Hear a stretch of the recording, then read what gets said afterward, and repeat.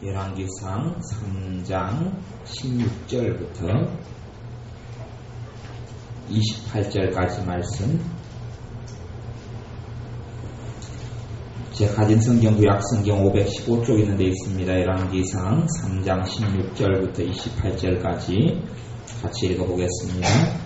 때에 장기 두 계집이 왕에게 와서 그 앞에 서며 한 계집은 말하되 내 주여 나와 이 계집이 한 집에서 사는데 내와 저와 함께 이 집에 있으며 아이를 낳았더니 나의 해산한 지 3일에 이 계집도 해산하고 우리가 함께 있었고 우리 둘 외에는 집에 다른 사람이 없었나이다.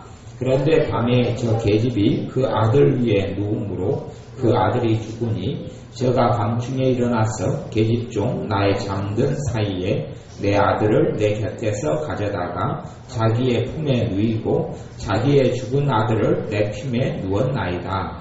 미명에 내가 내 아들을 젖먹이려고 일어나 본즉 죽었기로 내가 아침에 자세히 보니 내가 낳은 아들이 아니더이다 하매 다른 계집은 이르되 아니라 산 것은 내 아들이요 죽은 것은 내 아들이라 하고 이 계집은 이르되 아니라 죽은 것이 내 아들이요 산 것이 내 아들이라 하며 왕 앞에서 그와 같이 쟁론하는지라.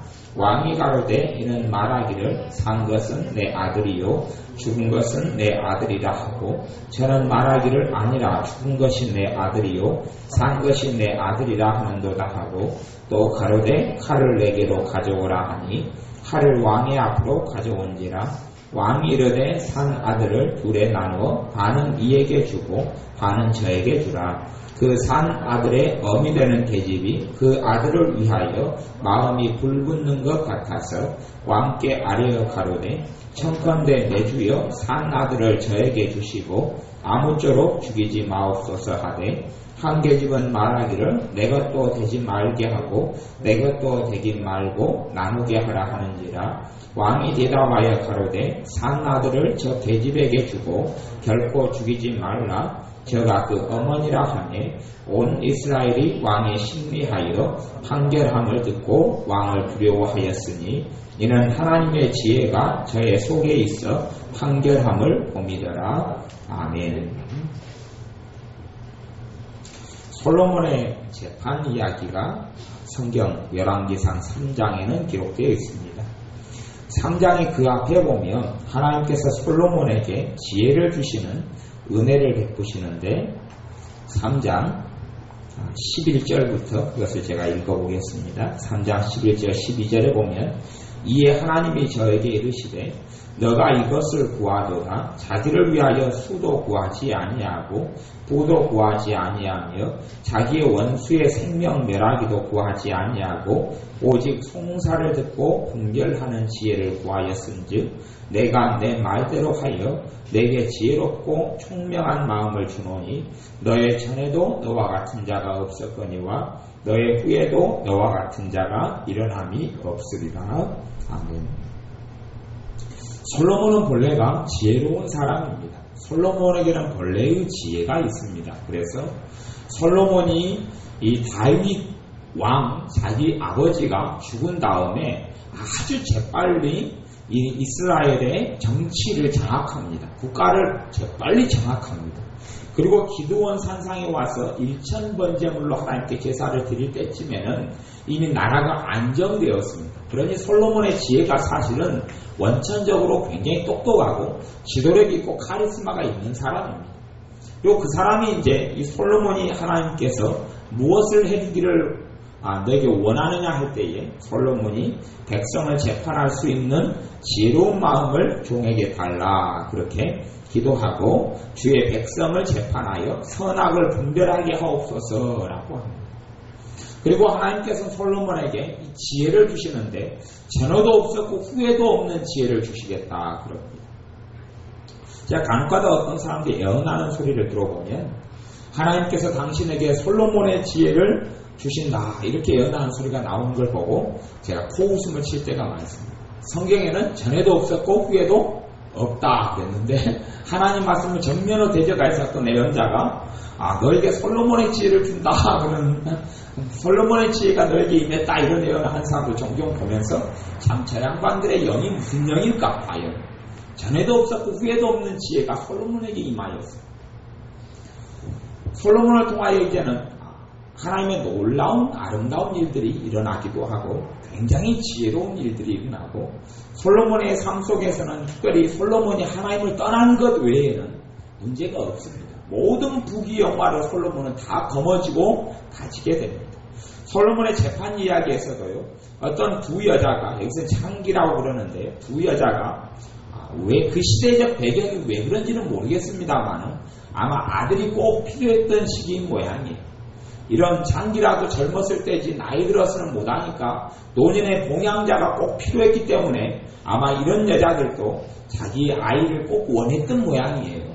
근데 두 여자가 똑같은 이 두 여자가 아이를 같이 낳았는데 한 여자가 자다가 깔아뭉개서 죽인 모양이에요. 부주의해서 뒹굴고 자다가 이게 아이들이 뒹굴고 자는 습관을 가지면 굉장히 위험합니다. 애를 낳은 다음에 애를 뒹굴어 버릴 수가 있으니까요. 꼼짝도 못하고 자게 만들어야 합니다.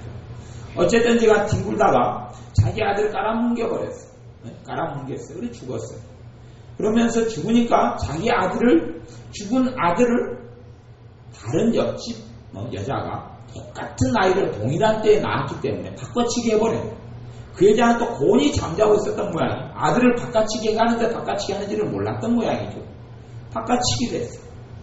그리고 이제 바꿔치기 돼서 자기 아들은 뺏기고 진짜 아들을 자기 아들이 아닌 아이에게 일어나서 젖을 먹이려고 보니까 애가 죽어있는 거예요. 근데 한참 울다가 아침에 날이 밝으니까 요즘엔 전등이라도 있으니까 불을 켜면 되지만 아무것도 없을 때니까 날이 밝은 다음에 울다가 자기 자식 얼굴을 보니 자기 자식이 아닌 거죠. 엄마는 알아보니까요. 자기 자식이 아닌 거예요. 옆집 여자 아이를 보니 자기 자식 거기 있는 거예요. 그러니 못 견뎌서 왕에게 와서 재판하러 옵니다. 재판하러 와요. 근데 아무도 증인이 없는 거예요. 갓난 아이의 얼굴을 보고 누가 알아보겠습니까? 어린 때 태어나면 다 그놈이 그놈이죠. 못 알아보는데 엄마들만 알아보는 거예요. 요즘 같으면 솔로몬 임금이 요즘 같았으면 단순하게 대답을 했을 겁니다. 유전자 검사를 해라. 끝나는데 그 당시 유전자 검사할 수 있는 기계도 없고 아무것도 없어요. 대간제 증거도 없고 증인도 없고 아무것도 없는 거예요. 범인을 밝혀야 되고 이 아이를 서로 자기 아이라고 우기고 주장해요. 누구 말을 어떻게 믿고 따르느냐 말이죠. 이런 절박하고 어려운 문제에 있을 때에 하나님께 솔로몬에게 주신 지혜로 솔로몬이 문제를 해결합니다. 칼을 가져와서 아마도 편안하고 부드러운 표정이 아니라 정말 진짜 아이 엄마의 마음을 그냥 불붙게 만들게 하려고 겁박을 하고 겁을 주고 협박을 하듯이 정말 부하에게 명령해서 칼 가져가서 당장 반으로 잘라서 주어라. 그리고 짜증나듯이 이야기했을지도 모르겠어요. 그러니 엄마의 마음이 어찌 되냐 하면 26절에 보면 그 산 아들의 어미 되는 계집이 그 아들을 위하여 마음이 불붙는 것 같아서 너무 초조하고 조급하게 된 거예요. 잠깐만 틈을 줘버리면 자기 산 아이가 반으로 완전히 잘라져서 어느 반쪽이 올지 모르겠어요. 머리끝부터 발끝까지 반으로 아마 쪼개는 거겠죠. 옛날에는 칼로 사람을 찔러 죽이는 전쟁터였기 때문에 칼을 얼마나 잘 갈아놨겠어요. 바로 그냥 잘라서 반으로 주는 상황에 임박하니까 너무 두렵고 떨리고 자기 산 아들에 대하여 그 엄마의 사랑이 일어나기 때문에 임금에게 급하게 청합니다. 이 아이를 저 여자한테 주라고. 저 여자한테 주라고 그러는 거예요. 자기 아들이 죽는 것을 엄마는 못 보겠거든요. 그래 주라는 거예요. 근데 그 아이가 진짜 자기 자식이 아닌 어미는 그때 뭐라고 이야기하냐면 반으로 쪼개 죽여라 그러는 거죠. 거기에서 이제 진실이 드러나고 솔로몬 임금이 판결을 내립니다. 이 사랑에 불붙었던 이 여자가 진짜 어미다. 그리고 그 아이를 진짜 어미한테 주라. 그렇게 판결하고 28절에 보면 온 이스라엘이 왕의 신리하여 판결함을 듣고 왕을 두려워하였으니 이는 하나님의 지혜가 저의 속에 있어 판결함을 봄이더라. 하나님의 지혜가 그 사람 속에 있다. 이렇게 말하는 거예요. 어제 모사 이야기를 했지만 그런 의미에서는 모사의 두 번째 말씀이에요. 두 번째 말씀. 모사는 사람을 조언하고 사람을 세우는 사람이에요. 개정개혁판에는 어제 제가 지략이라고 번역되어 있는데 사실 원어적으로는 지략이 틀린 이야기, 모사가 맞는 예. 모사할 때 사자는 선비사자인데 사람을 빼버리고 지략 그렇게 개정개혁판이 번역했는데 별로 좋은 번역이 아니에요. 해석을 가미해버린 것이고 모사는 진짜 모사예요. 고자가 아니고 군사고 그래요. 과거의 전쟁에서는요. 이 모사가 없이는 전쟁을 치르지를 않았어요. 지금은 모사가 없는 시대가 되어져 버렸어요. 오늘 신문을 보았더니 모사가 없는 큰 대형 사건이 두 개가 일어난 것을 신문을 보았어요. 어느 시든가요? 경기도 어디 시든가요? 군포시인가요? 하여튼 어느 시가 행정을 했는데 다리를 100억대 가까운 다리를 만들었어요. 100억에 가까운 다리를 준공을 했어요. 그리고 이제 40% 공정을 거의 다 해가고 있어요. 그런데 거기에서는 뭐 요트 경지 같은 뭐 이런 어떤 것을 개최하려고 준비 중인 도시예요. 근데 다리가 11.1m밖에 안 돼요. 11.1m밖에 안 돼. 11.6m밖에 안 되니까 이 다리를 거기에서 로트의 덧대가 훨씬 더 초과해버리는 거예요. 그래서 안 되겠다 그러고 중간에 설계를 변경을 했어요. 보통의 공사비가 있으면 설계비만 해도 굉장히 많은 비용을 차지합니다. 뭐 설계비가 제가 옛날에는 설계비가 몇 프로 차지한다고 들었는데 10%까지인가요? 몇 프로 차지한다고 들었는데 기억이 잘 안 나요. 근데 가령은 100억짜리 공사면 설계 비용만 해도 억대는 그냥 넘어갑니다. 근데 설계 변경을 했어요. 변경을 해서 다시는 그렇게 바꾸면서 돈이 또 많이 들었어요. 그리고 요트 경기하는 전문가에게 물어봤더니 그리고 6m를 높였어요. 6m를 다리를 다시 높였어요. 높였는데 6m를 높이니까 사람들이 6m를 걸어 올라갈 수 있어요. 다리를요. 못 올라가니까 양쪽에다 엘리베이터를 다시 설치하면 돈이 좀 많이 들었어요.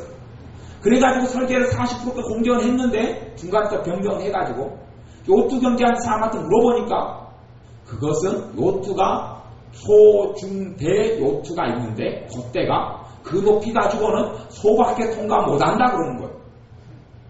그러면 중요트와 대요트 돛대가 있는 것이 다른 데 통과해야지만이 그 시가 개최할 수 있는 장기 계획을 마련하고 있는 것이 가능한데 40% 공정이 되어버려요. 100억짜리 공사. 이것을 다시금 그렇게 바꾸려면 돈이 이제 기하로 천문학적인 돈이 들어가고 다리를 아예 몇 프로 갔다가 이런 다리를 또 만들어야 되고 이런 우리 벌산대기 같은 이런 다리를 만들었는데 그럼 이제 답이 없는 거예요. 아니 우리 같으면 1억짜리 뭘 하나 산다고 그래도 계산해요 안 해요? 이렇게 생각해보고 저렇게 생각해보고 다 생각하는데 100억짜리 짓는데 그런 단순한 자기 시가 뭘 가지고 있는지 자기 시에서 뭘 행하는지 뭘 목적이 있는지도 아무것도 생각 않고 그냥 지었다가 또 설계 변경했다가 돈 그냥 수십억 다시 들였다가 지금 이제 40% 공정 다 됐는데 어떻게 쓰라는 이야기예요. 그게 오늘 신문에 나왔어. 또 다른 것도 다른 사건 또 있어요. 매일 신문 보면 모사가 없기 때문에 지혜자가 없기 때문에 일어나는 일이 얼마나 많은지를 몰라요. 이제 책임도 안 져요. 아무도 책임 안 져요. 아무도 책임 안 져요. 오늘 어떤 외국인 2명이 돈가방을 들고 튀었어요. 5천만원, 6천만원을 들고 튀었어요. 오늘인가 어젠가 튀었어요. 들고 튀니까 이 사람이 외국인이 들고 튀었으면 어디로 도망가겠어요? 자기 나라로 도망가요. 이 사람 여행자거든요. 여행 왔다가 돈가방, 우리나라 돈가방 현금 수송 차량에 돈가방을 들고 튀었어요. 그러면 자기 나라로 도망갈 거 아니에요? 경찰이 그것을 방조해버렸어요. 방조하면 내비둬버렸어요. 내비둔 다음에 그냥 그것은 그 사람을 멈추고 못 가게 출국 금지를 시켜야 되는데 내비둬버렸어요. 그리고 이제 그 사람들이 다 신분을 확인하고 잡으려고 그러니까 이미 어디로 가버렸어요? 자기 나라로 가버렸어요. 이게 얼마나 어리석은 거예요. 아니 외국인이고 여행객이면 당연히 돈 골랐으면 어디로 갈 줄 알아야죠. 아니 외국에 지금 나라로 도망갈 줄 알아야지요. 잡으려고 이제 하니까 이미 가버리고 있는 게 오늘 신문에 나왔어. 뭐가 없어요? 모사가 없는 거예요. 모사가. 지혜자가 없는 거예요. 그러니 이제 배진한 다음에 차진한 다음에 손을 들어봐야 차는 멈춰질 줄 몰라도 이런 상황에서 어떻게 해결되느냐 말이에요. 우리의 삶과 인생에 이런 문제가 굉장히 많아요. 굉장히 많아요. 이걸 아는 지혜로운 솔로몬은 뭘 구합니까? 지혜를 구합니다. 미련한 사람은 지혜가 필요한 줄을 알아요? 몰라요? 믿는 사람이 지혜가 더 필요하다고 알겠습니까? 지혜로운 자가 지혜가 더 필요하다고 알겠습니까? 믿는 사람은 지혜가 필요한지를 모릅니다. 지혜의 절박함을 믿는 사람은 몰라요. 하나님의 지혜가 정말로 내 삶에 필요하다는 것을 믿는 사람은 구하지도 않고 요구하지도 않고 모릅니다. 그러니 기도할 때도 믿는 사람은 지혜를 달라고 하나님께 기도를 안 해요. 왜요? 믿는 사람은 항상 생각하기를 자기가 지혜롭다고 생각하거든요. 자기가 지혜롭다고 생각하니까 하나님의 지혜가 필요 없죠. 솔로몬은 지혜로운 사람이기 때문에 하나님께 자기의 지혜로는 안 되는 것을 압니다. 자기 지혜로는 안 되기 때문에 하나님의 지혜를 달라고 기도하고 하나님께 솔로몬에게 전무후무한 지혜를 주십니다. 그 지혜가 없으면 이런 두 여자가 와서 아들 문제 가지고 누구 자식이냐 문제를 가지고 문제를 내놨을 때에 아마도 솔로몬은 창피를 당하고 수치를 당하고 말 거예요. 안 되면 성길로 고문을 해라고 그럴 거예요. 어의 엄마 둘이를 고문해라. 증인들 다 섞여도 아무도 본 사람도 없고 아는 사람도 없어요. 여기에서 이제 왕의 권위가 추락하고 하나씩 좀먹기 시작해요. 그런 문제가 일어날 거예요. 하지만 하나님의 지혜가 있기 때문에 무슨 문제든지 처리가 가능해왔던 거예요. 솔로몬 자체가 지혜자가 되었고 솔로몬 자체가 모사가 되었어요. 이 지혜자 솔로몬이 나중에 자기에게 하나님 나누신 지혜로 하나님께서 성경을 기록하게 하셨는데 그 두 개가 하나는 전도서고 하나는 잠언이에요. 솔로몬은 아마도 너무나 지혜로웠기 때문에 나중에는 하나님이 필요 없게 되는 사람, 하나님을 구하지 아니했던 사람. 그래서 하나님께서는 솔로몬과 같은 지혜를 다시는 준다고 그래요? 안 준다고 그래요? 안 준다 그러는 거예요. 솔로몬에게 솔로몬 같은 지혜를 왕창 주었더니 하나님 없이도 살만하거든요. 왜? 하나님께 지혜를 받아가지고 자기 지혜로 삼아서 굴리고 살았기 때문에 그래요. 요즘에 은사가 너무 틀려요. 그러니까 성령님께서 우리에게 은사를 주셔도 100% 내 걸로 활용 가능하지 않아요. 은사를 주셔도 내가 성령 충만하고 주님께 맡기고 부탁할 때 그 은사가 제대로 확장되고 역사하고 나타나는 것이지요. 안 그럴 때는 간혹가다가 내가 못되고 악한 사람이라도 내게 주님께서 은사를 주셨으면 꼭 도와야 될 사람이 오면 그때 은사는 활동해요. 어떤 사람이, 어떤 목사님이 자기에게 병 고치는 은사가 있어요. 그리고 사람들이 자기에게 오면 기도하면 병이 잘 고쳐져요. 아무리 병 고치는 은사가 강력해도 거의 한 많아야 30% 20% 선밖에 제가 안 고친다 그랬어요. 통계적으로. 강력한 병 고치는 은사를 가진 사람이 있어도 역사 이래로 와 있었는데 10명을 기도해도 많이 고쳐지면 2명, 3명 수준이에요. 어마어마한 병 고치는 은사가 있어도 10명 기도하면 10명이 다 고쳐지는 역사 이래로 없고 잘 고쳐지면 1명, 2명, 3명. 이게 굉장히 센 하나님의 능력을 입은 사람이 그 정도예요. 근데 이 사람이 기도했더니 많은 사람이 나와요. 그래서 이 목사님이 생각했어요. 야, 내가 하나님 앞에 참 바르게 살고 괜찮게 사니까 계속 치유 역사가 나타난가 봐.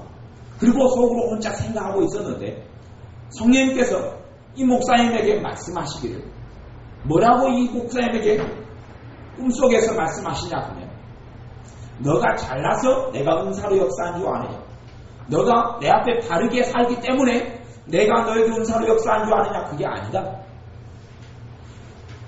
병을 고치려고 내게 나오는 하나님 백성의 눈물과 그 아픔이 너무나 커서 내가 고쳐지기를 원하는데 쓸 수 있는 사람이 니밖에 없다. 병 고치는 은사를 가진 통로가 된 사람이 니밖에 없기 때문에 쓰는 것이지 니의 삶은 나는 온당치 않아. 네가 이렇게 병을 고치는 통로로 쓰임받아도 나는 너를 버릴 것이다. 주님께서 이렇게 말씀하셨어요.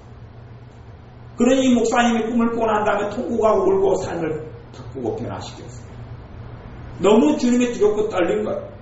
자기는 병을 수없이 고치면서 병을 통해 돈도 벌고 명성도 얻고 위대한 목사가 되었어요. 그리고 자기는 잘난 줄 알고 잘 산 줄 알았어요. 하나님 인정해 주시니까 은사 나타난 줄 알았어요. 근데 주님의 말씀을 꿈에서 듣고 나니까 그건 전혀 다른 거거든요. 그 사람에게는 아무 칭찬이 없다 그러고 그 사람을 인정하지 않는다고 주님 말씀하시는 거예요. 우리의 삶 속에 이런 지금의 은사는 그렇지만 지금의 은사는 이렇게 역사할 수도 있어요. 내가 주님 뜻대로 안 살아도 주님께서 내게 기도받으러 오는 사람의 안타까움과 답답함을 통하여 하나님의 은혜와 능력이 되는 통로가 없는 은사를 통하여 역사하실 수 있어요.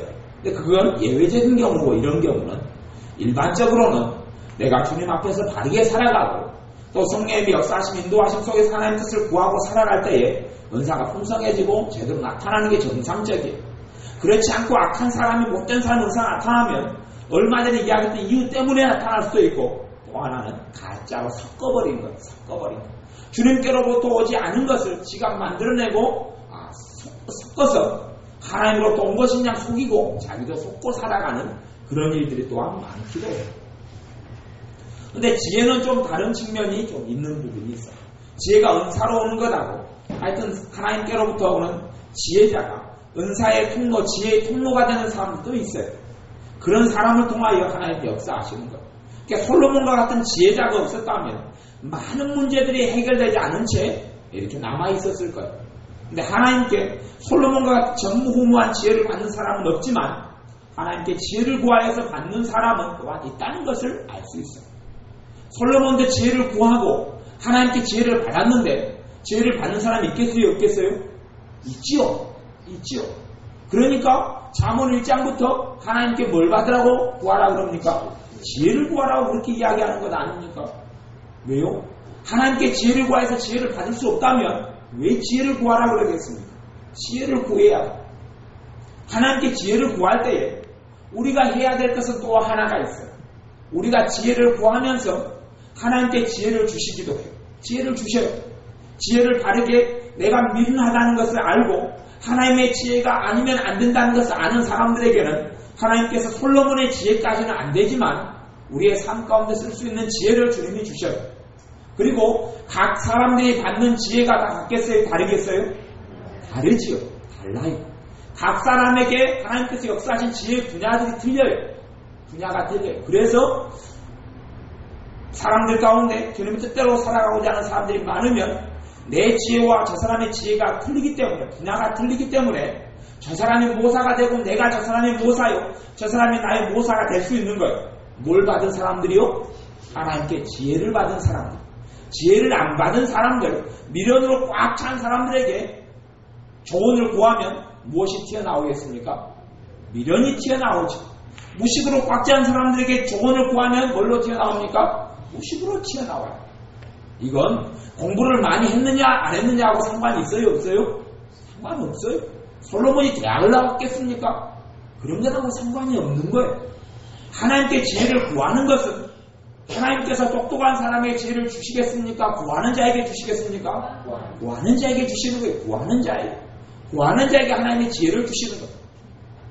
하나님께로부터 지혜가 왔다 그래서 자기가 모든 부분에 지혜롭다고 생각하는 사람은 또 또한 미련한 사람이에요. 지혜가 와도 하나님은 사람을 다 신뢰하지 않아요.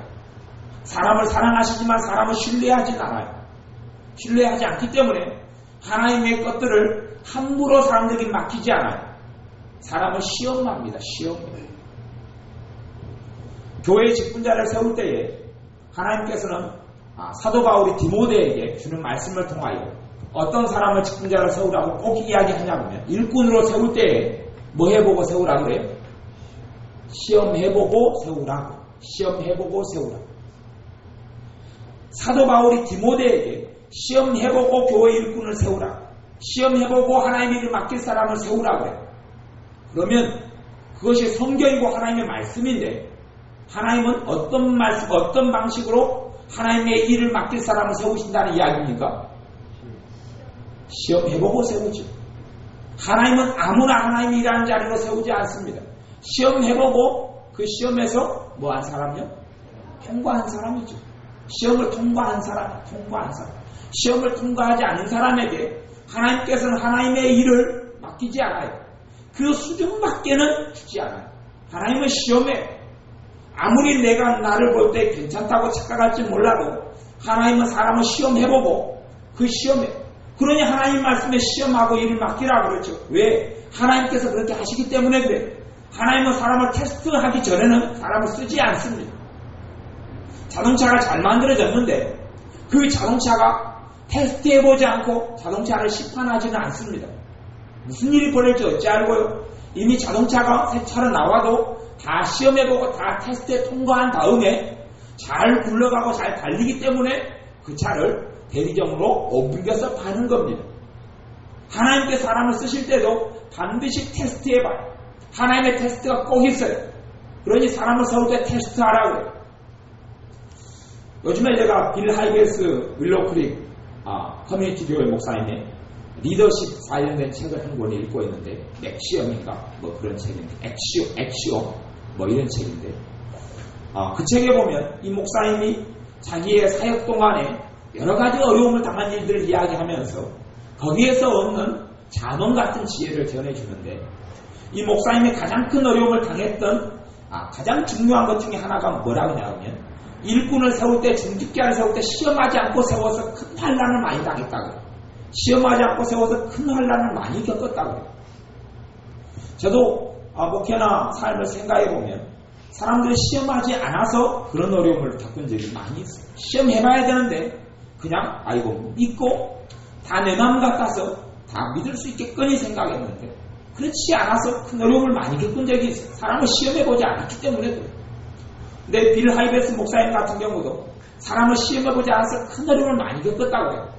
그러면서 하나님의 말씀이 진리인 것을 알게 되었대요. 꼭 시험해보는 것을. 그래서 지금은 그런 시행착오가 거의 없대요. 왜냐하면 시험해본대요. 그래서 어떻게 이분은 어떻게 사람을 시험할까? 어떻게 시험할까? 이렇게 생각해봤더니 이분은 시험하는 방법이 많이 변해왔다고 그래요. 근데 요즘에는 그렇게 시험한다고 그래요. 중직자로 일을 맡기기 전에 사람들 데리고 5박 6일 또 일주일이고 여행을 간대요. 같이 여행을 간대요. 여행 가고 때로는 어떤 건설 현장에 데려가가지고 같이 건축일을 한대요. 건축일을 하면 거기에서 그 사람 성질이 드러나고 인격이 드러나고 신앙이 드러나고, 거기에서 이 사람이 정말 신뢰할 만한 사람인지 확인하게 된대요. 어떤 사람은 다 건축일이 끝난 다음에 이 목사님들 참여해서 보는데, 같이 참여하고 보는데, 자기가 힘든 가운데서 다른 사람이 쓸 물을 준비하고 샤워할 준비하고 해주는 사람이 있고, 그냥 자기 일도 제대로 안 하고 빈둥빈둥 하다가 남이 해주는 걸 누리는 사람이 있고, 골고루 있대. 거기에서 이제 지도자로서 중직자로 쓸 사람과 안 글 사람을 골라낸대. 그래서 그것이 많이 변해왔다. 건축으로 데려가고 여행도 가고, 어떨 때는 요트 타기로 데려간대. 바다로 가서 요트 타다 보면 그 사람의 인품과 신앙과 성격이 다 드러난대. 같이 잠을 자고 같이 그것이 한 3일 4일 지나다 보면 숨기려도 숨길 수가 없다 그래요. 거기에서 사람을 확증한다 그래요. 그 다음에는 사람 때문에 겪는 고통은 거의 없다고. 요즘에 순천에 어떤 교회 큰 교회 목사님 큰 어려움을 당해서 몇천 명 되는 교회를 지금 사인해버리고 이제 다른 교회로 개척해서 나와버렸고, 교인들이 지금 700명이 한번 떨어져서 개척을 시작했다고. 근데 그 목사님 같은 경우도 교회에 큰 어려움을 많이 겪고 살았는데, 수천 명 되는 교회에도 너무나 큰 지옥 같은 고통을 한 10여 년 가까이 겪고 살았어요. 교회에만 오면 지옥에 들어가는 기분으로 사셨어요. 그 직접 그 목사님 저한테 하는 이야기를 제가 들었어요. 그래서 결국 못 견디다가 이번에 목회를 그만두고 나오셨는데, 마치 교인들이 같이 다 많이 700명이 나와서 교회를 개척을 시작했다고. 근데 왜 그분의 삶에 그런 큰 환난과 고통이 찾아왔냐면, 문제는 정확한 거예요. 그분이 중직자들을 세울 때 시험해보지 않고 세웠거든. 장로님들 세울 때 시험해보지 않고 세웠거든. 시험해보지 않고 세웠어요. 시험해보지 않고 사람을 세웠어요. 그렇기 때문에 가장 큰 어려움이 그 사람을 통하여 중직자와 장로님들을 통하여 왔어요. 그리고 다른 어떤 목사님 한 명이랑 짝짝꿍돼가지고 어마어마한 가치에서 공격을 많이 했어요. 그러니 목회를 하고 사는 것이 지옥이에요. 순천에 있는 목사님인데 집회를 갔다가 순천 지역만 들어오면 일단 지옥이 시작된다. 말로 다 할 수 없는 고통이 시작된다고 이야기. 사람을 세울 때 시험해보지 않았기 때문에 하나님 우리를 시험합니다. 그래서 맡길 만한 사람에게 하나님의 지혜가 와요. 그걸 아셔야. 솔로몬같이 하나님의 지혜가 왔을 때 하나님을 모른다 그러고, 내 지혜로 이런 일을 했다 그러고, 하나님의 영광을 가르치는 사람들이 얼마나 많겠어요. 하나님의 지혜를 주시고 하나님의 은혜를 주셔도 나중에 하나님을 배반하고 배신하고 배교하는 사람들 많아요. 그럼에도 주님은 맡기시긴 하지만 최소한의 시험들을 하시고 테스트를 하셔요. 하나님의 것들을 맡기실 때 아무나에게 맡기지 않아요. 하나님의 지혜를 구할 때 하나님 앞에서 신실하고 올바른 사람이 되어지고 그 지혜를 주님께서 우리에게 더 많은 지혜를 부어주시기 전에 주님께 구하여서 받은 지혜에 대하여 마땅히 하나님께 드려야 될 영광과 감사를 드리느냐, 또한 그것이 내 것이 아니라 주님의 것을 알고 있느냐 하는 부분을 하나님은 살펴보시겠죠. 하나님은 사람의 심령을 감찰하시는 하나님이시다고 그랬기 때문에 그래요. 우리의 삶 속에 지혜가 꼭 필요함을 알아야 합니다. 성경은 분명히 지혜와 모사를 다르게 이야기해요. 하지만 이 모사는 지혜에 속한 부분이에요.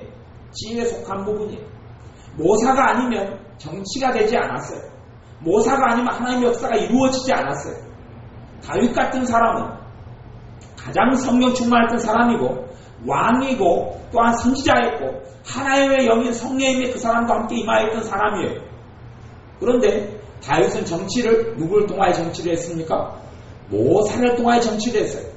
다윗의 모사가 어제 말씀을 나눈 대로 아히도벨이고 후세고 그랬어요. 아히도벨이고 후세고 그랬어요. 이 아히도벨의 모사의 말 한마디 하나님의 말씀과 똑같았다고 그랬어요. 똑같았다. 그대로 다 이루어졌다는 이야기예요. 그런 하나님의 사람, 하나님의 마음에 합한 사람, 성령 충만한 다윗왕도 모사를 통하여 정치를 하고 모사를 통하여 나라를 경영하고 운영을 했어요. 그러면 하물며 우리 정도야 모사가 왜 필요하지 않겠어요? 하나님께 지혜를 구하여서 내 부분과 내 영역에서만 지혜를 옵니다. 지혜가 와도 내 부분에서밖에 나가요. 지혜가 와도 내 영역밖에 나가요. 내가 그릇을 넓히고 마음을 넓히고 삶을 넓히고 내 고정관념 무너뜨리고 철저하게 주님을 섬기고 종이 되어지고 낮아지고 겸비하고 주님과 동행하고 할 때에 지혜는 더 넓어져 갈 거예요. 그럼에도 불구하고 사람의 지혜라는 한계가 있어요. 한 사람은 모든 걸 다 할 수 있게 하나님은 안 하시는 거예요. 그러니 지혜를 가진 사람들과 함께 나누고 대화하고 교통하고 의논하는 것은 정말로 올바르고 타당한 것이에요. 요즘에 저는 그렇게 생각해요. 하나님께서 교회를 세우셨는데 교회는 한 몸으로 세우셨고 한 영적인 가족으로 세우셨는데 요즘에 교회는 갈수록 마음을 나누지 못하고 삶을 나누지 않아요. 그냥 독립적으로 그냥 다니는 거예요. 그냥 독립적으로 다녀요. 상대방하고 마음도 안 나누고 삶도 안 나누고 가식적으로 웃고 아픔도 나누지 않고 문제도 나누지 않고 기도 제목도 나누지 않고 어려움도 나누지 않고 다 주시하고 숨기고 좋은 이야기만 하고 좋은 모습만 보여주려고 해요. 요즘에 교회 신앙생활을 할 때는 아마 그것이 더 지혜로운 모습인 것 같아요. 왜냐하면 너무나 중심과 삶이 어그러진 사람이 많아서 내 아픔을 이야기하면 그것과 약점을 잡아서 집가 부르고 오징어 씹듯이 씹어대는 사람이 너무 교회 안에 많고 그런 아주 잘못되고 악한 그리스도인이라고 말하는 이 악종들이 교회는 너무 많기 때문에 교회의 흐름이 잘못돼 가버린 교회들이 요즘에는 너무 그 흐름이 강하기 때문에 그런데 원천적으로 하나님의 교회는 가족이 되어져야 되고 내 어려움과 아픔을 나눌 수 있어야 되고 사실은 그런 가운데 성령님의 모사, 성령님의 지혜가 나타나요. 모사 되신 성령님께서 사람을 통하여 지혜를 주시며 문제가 해결되는 하나님의 역사가 있어요. 성경 역대하 9장을 찾아보겠습니다. 여기 열왕기상 4장을 먼저 좀 봐볼까요? 열왕기상 4장 열왕기상 4장 29절부터 읽어보겠습니다. 열왕기상 4장 29절부터 같이 읽습니다.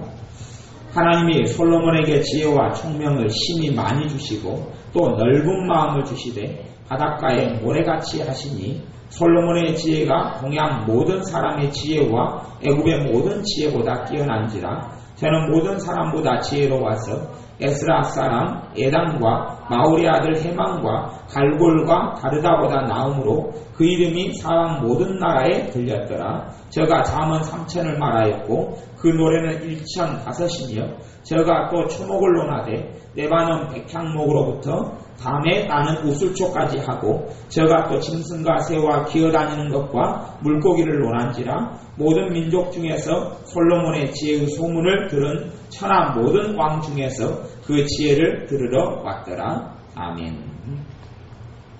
솔로몬의 지혜에 대하여 일부분만 이야기합니다. 하나님께 솔로몬에게 지혜와 총명을 심히 많이 두시고 또 넓은 마음을 주시되 바닷가의 모래같이 하십니다. 정말로 지혜가 확장되는 것은 어떤 마음이 와야 지혜가 확장됩니까? 넓은 마음이 와요. 넓은 마음이 오지 않으면 지혜가 확장이 일어나지 않아요. 그 다음에 하나님의 지혜가 온 다음에 우리가 준비하고 만회할 것이 있다 그랬는데 그것은 지식이에요. 지식. 하나님의 지혜가 오면 지혜가 하는 일은 뭐냐면 지식을 합치고 통합하는 것이 지혜가 하는 일이에요. 이것이 전반적으로 지혜의 역사가 그렇게 흘러가는데 그것하고 좀 지혜가 다른 면도 있어요. 다른 면도 있지만 일반적으로는 지식이 있고 정보가 있을 때 이것을 통합하고 짜집기하고 연합하고 하나로 해서 작품을 만들어내는 것이 이 지혜가 하는 일이에요.